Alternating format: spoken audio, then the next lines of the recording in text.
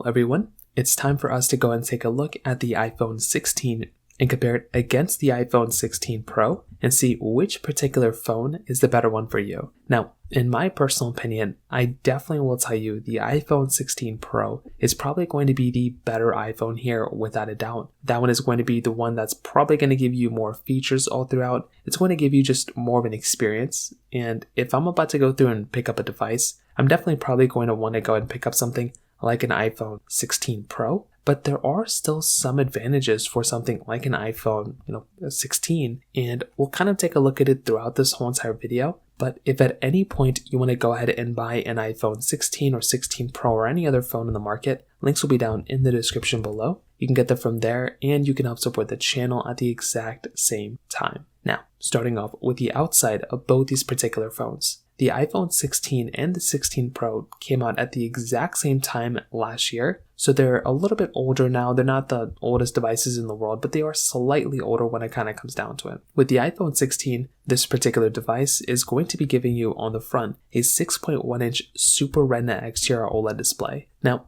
within a phone like this, the panel itself isn't really too bad. I do think the panel is actually pretty good. If you are about to go through and pick up a screen, this is definitely not a terrible screen. It's a good looking screen. You're getting 2000 nits of brightness, and for the most part, it still is a good phone. There are some caveats to that. Number one, it's a 60 Hz panel. I'm not that big of a fan of 60 Hz panels anymore, and I would much rather have something like a 120 Hz screen. And that is kind of one of the main problems that you're going to be experiencing when it comes down to this type of device, right? It's a older, little bit outdated 60 Hz panel. I'd much rather have something like a 120 Hz screen when it kind of comes down to it from that side. Now, beyond that, it still is a good looking phone, dynamic island, everything like that. So there's not a whole lot to complain about from that side. But if you are about to go through and pick up a device, I'd probably tell you the iPhone 16 Pro's display is probably going to be better. Within the iPhone 16 Pro, that phone is basically giving you a 6.3-inch LTPO Super Retina XDR OLED display. So that panel in and of itself is going to be a much better panel already. It's going to be giving you 2000 nits of brightness, but it's a bigger sized panel and it's 120 Hz. So that right there, I think already makes this phone stand out a little bit more from that perspective. That device is already going to be giving you a little bit of a better type of layout. And I personally would recommend buying a phone that is at least going to be giving you a little bit of a better experience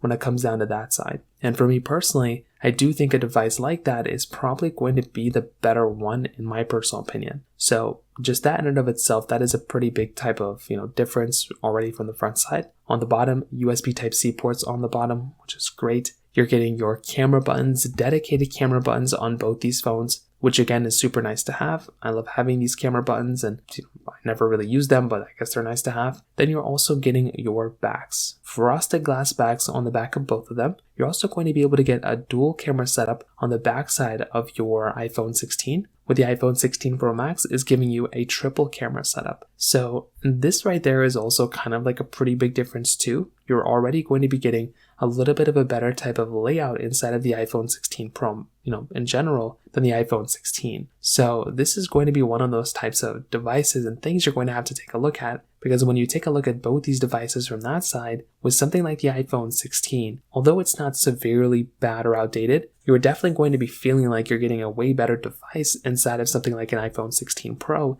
than the iPhone 16. Even when it comes down to the price tag standpoint, the iPhone 16 Pro costs $1,000 versus $799 or $829 on the iPhone 16. But even in the used market, the 16 Pro costs about $830, where the iPhone 16 costs $695. So it totally depends on which way you kind of want to look at it. But in my personal opinion, if you are about to go ahead and take a look at a device, the iPhone 16 Pro is probably the one that's going to be more pricey, but it's going to be a better device when it comes down to it. When it comes down to the camera side, this is also going to be another one of those big things to keep in mind here too. The iPhone 16 is going to be giving you a dual camera setup, a 48 megapixel wide, then a 12 megapixel ultra-wide camera, where the iPhone 16 Pro is giving you a 48 megapixel wide, 12 megapixel periscope telephoto lens, and then a 48 megapixel ultra-wide camera. So that right there is also going to be somewhat of a slight difference there too, because you're already going to be getting pretty much a better type of camera in every single way you can imagine inside of the iPhone 16 Pro. You have to remember that with the iPhone 16 Pro, that type of device is going to be giving you just one step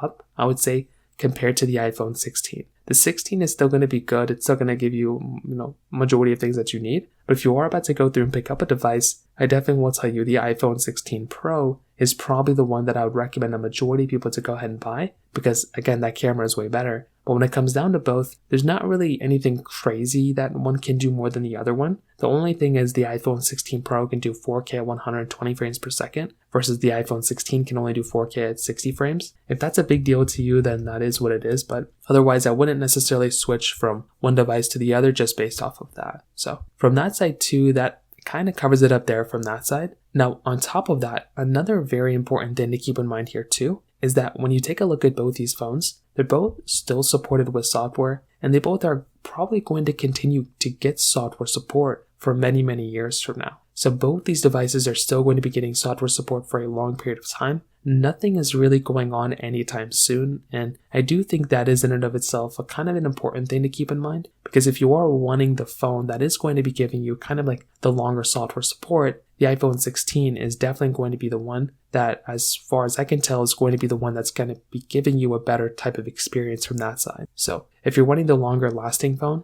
definitely the iPhone 16 Pro might be giving you that, but they're both going to be very similar when it comes down to it from that side as well. Now, on top of that, when it comes down to the performance, both these phones' performance is still very, very good. So from the performance side, you don't necessarily have that much to worry about there from that side. So with the iPhone 16, you're still going to be able to go through and, still get that Apple A18 chipset inside with 8 gigs of RAM. Where the iPhone 16 Pro is giving you that Apple A18 Pro chipset inside with 8 gigs of RAM as well. So I'll tell you from that side too, you're still going to be able to go through and get very good performing, you're going to be getting a great performing phone from that side. So there isn't necessarily that much to really complain about there from that particular perspective. I think this type of phone is still going to be able to give you a really good type of experience, either one you pick up. But I will tell you, as far as I can tell, and this is another one of those important things to keep in mind, if you are wanting the phone that is going to be giving you a little bit of a better experience, at least from that capability, from that standpoint, the iPhone 16 Pro is probably going to be the one that I would look at as probably being somewhat of like it's going to be the better, faster performing phone when it comes down to it from that side again. So in my personal opinion, right, if I'm going to go ahead and take a look at the iPhone 16 Pro and the 16 and see how they compare, I definitely will tell you,